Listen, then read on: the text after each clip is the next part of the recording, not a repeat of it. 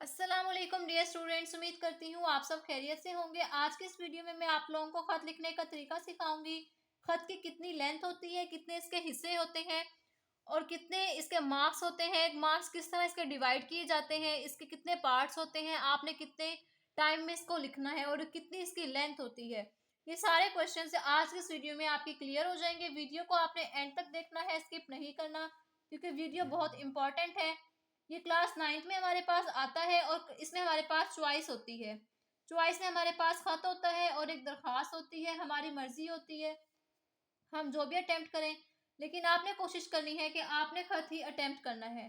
उसकी रीज़न ये है कि खत में मार्क्स हमेशा ज़्यादा मिलते हैं एज़ कम्पेयर टू दरखास्त। दरखास्त जो होती है उसमें नंबर कम आते हैं, खत में नंबर पूरे भी मिल जाते हैं अगर आपका खत अच्छा लिखा हो।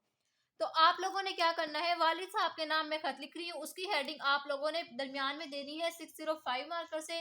फिर आपने 604 मार्कर लेनी है और उसका जो मेन टॉपिक है खत का, वो आप लोगों ने 604 मार्कर से लिखना है। अब यहाँ पे हम लिख देंगे, ठीक है, ऐसे मैं यहाँ पे लिख लेती हूँ। ये मैंने देखे अब लिख लिया है नाम। इसमें अब एक चीज का ख्याल रखना है आपने कि जितनी लेंथ आप लोगों ने यहाँ से इसकी छोड़ी थी, इतनी ही यहाँ से आप लोगों ने छोड़नी है। ये चीजें छोटी छोटी मैं आप लोगों को इसलिए बताती हूँ क्योंकि यही चीजें आपके पेपर में खूबसूरती पैदा करती हैं। ठीक है, अब मैं आप लोगों को बताती हूँ कि कुछ टीचर्स लिखवाते हैं कमरा इम्तिहान। आपने कमरा इम्तिहान नहीं लिखना, इम्तिहानी मरकज लिखना है। ठीक है, अज कमरा इम्तिहान या जो है कमरा इम्तिहान आपने नहीं लिखना, इम्तिहानी मरकज लिखना है।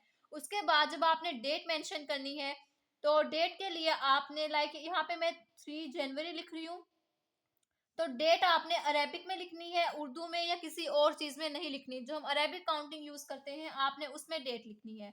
जब आप डेट लिख लेंगे उसके बाद आपने एक डैश या खत्मा का निशान लगाना है। उसके बाद आपने महीना लिखना है और उसके बाद आपने साल लिख देना है।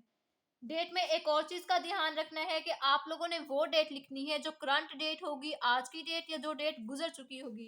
आने वाली डेट नहीं लिखेंगे। डेट लिखने का यही तरीका है, जब आप उसका सन लिख लेंगे उसके बाद आपने छोटी सी हमजा लगा देनी है इधर, और यहाँ पे आप जिसको खत लिख रहे हैं उसका आपने यहाँ पे नाम लिखना है।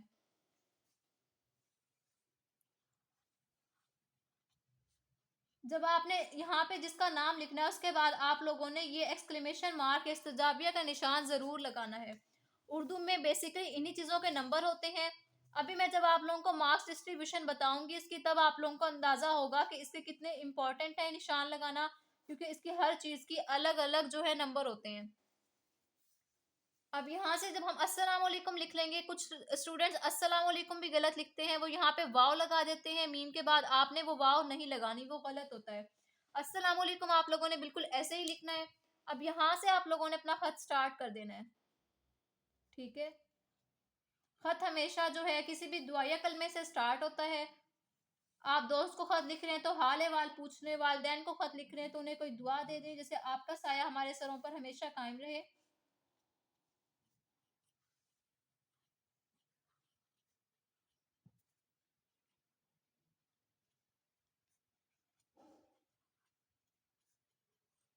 ठीक है,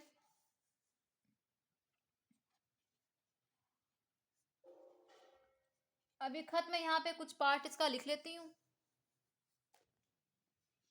अभी देखिए मैंने इतना पार्ट इसका लिख लिया है। अब यहाँ पे मैं आप लोगों को एक और इम्पॉर्टेंट चीज़ बता दूं कि कुछ स्टूडेंट्स को ये प्रॉब्लम होता है कि हम खत में कोटेशंस या कोई शेर वगैरह लिखें या ना लिखें। तो आप लोग खत में बिल्कुल हर चीज़ लिख सकते हैं। जैसे मैंने आप लोगों को इंग्लिश की लेटर राइटिंग सिखाई थी, उसमें आप लोगों को मैंने बताया था कि आप लोग उसमें कोटेशंस या कोई भी चीज़ ऐड कर सकते हैं।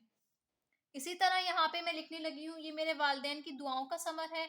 ये आपने मार्कर से हाईलाइट कर देना है एज अ कोटेशन, ये हम यूज कर सकते हैं। ठीक है, अब ये वाली जो कोटेशन मैं लिख रही हूँ मैं 604 मार्कर से लिख रही हूँ। आप लोगों ने मार्कर अपना पेपर जब भी अटेम्प्ट करना है 605 और 604 दोनों के कॉम्बिनेशन से अटेम्प्ट करना है, एक मार्कर यूज नहीं करना। उसकी रीज़न ये है कि एक मार्कर से पेपर थोड़ा अजीब लगता है, लेकिन अगर आप डबल मार्कर दोनों यूज़ करते हैं तो उससे पेपर में और ज़्यादा खूबसूरती आती है। और जितने भी आर्ट्स के सब्जेक्ट्स हैं, इंग्लिश, इस्लामियात या उर्दू, इसमें हमेशा आपकी पेपर प्रेजेंटेशन के नंबर ज़्यादा होते हैं as compared to your content जो आपने अंदर लिखा होगा। ठीक है, अब जब आपने नेक्स्ट पैराग्राफ स्टार्ट करना है, उसका ध्यान रखना है जहां से आपने ये पैराग्राफ स्टार्ट किया था वहीं से आपने यही वाला पैराग्राफ स्टार्ट करना है। ठीक है, अब मैं नेक्स्ट लिख लेती हूँ। अभी मैं आपको आगे शेर भी लिख के बताऊंगी, इसमें आप लोगों ने शेर कैसे ऐड कर सकते हैं। अब ये यहाँ पे मैं शेर लिखने लगी हूँ। आप लोगों ने लिख देना है यहाँ पे बकौल शायर, जैसे हम तशरीह में लिखते हैं वैसे ही आप लोगों ने यहाँ पे लिख देना है। उसके बाद हम शेर लिख देंगे अपना। ठीक है, शेर की वही लिखने का तरीका है जो मैंने आप लोगों को पहले बता दिया था जब हम तशरीह कर रहे थे, कि आपका दोनों तरफ से शेर बराबर होना चाहिए।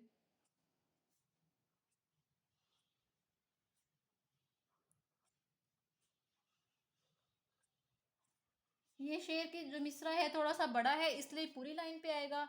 आपने दोनों मिसरे बराबर लिखने हैं।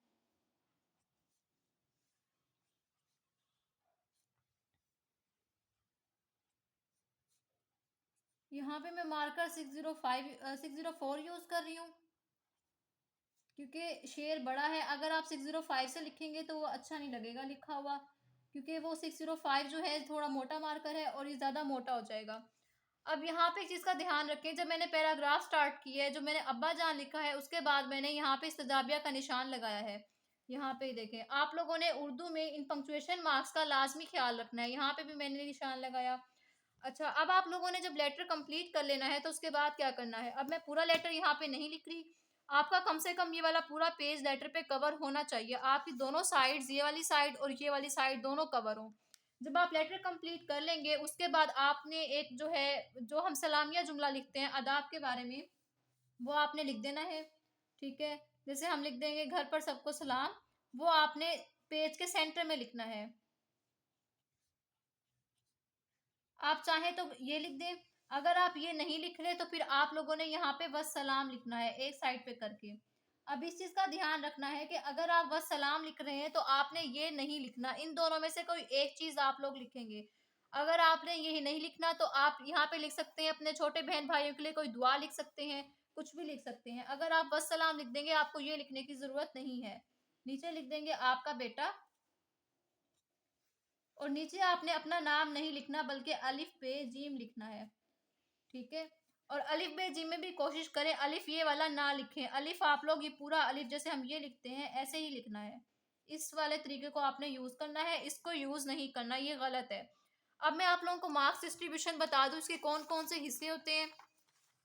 एक नंबर आपके पास इम्तिहानी मरकज का होता है, एक नंबर आपका इसका होगा जो आप डेट लिखेंगे। डेट आप लोगों ने बिल्कुल ठीक लिखनी है, अक्सर स्टूडेंट्स डेट में मिस्टेक करते हैं।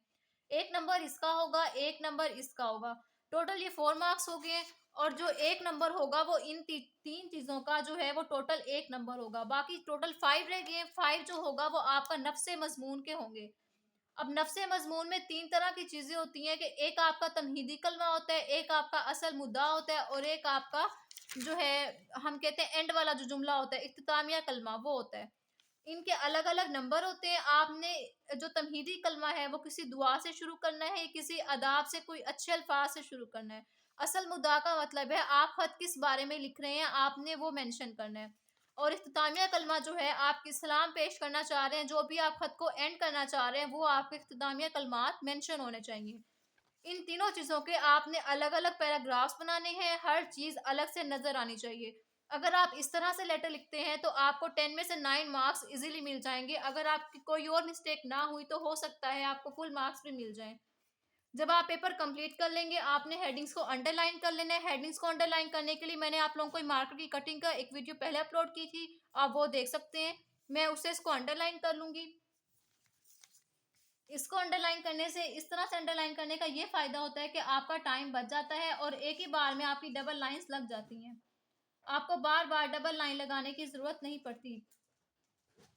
उम्मीद करती हूँ आपको ये वीडियो पसंद आई होगी। अगर पसंद आए तो लाइक कीजिए, अपने फ्रेंड्स के साथ शेयर करें, चैनल को सब्सक्राइब कर लें ताकि आपको मेरी हर वीडियो मिलती रहे। अपना बहुत सारा ख्याल रखिएगा। नेक्स्ट वीडियो में आपसे मुलाकात होगी। अल्लाह हाफिज़।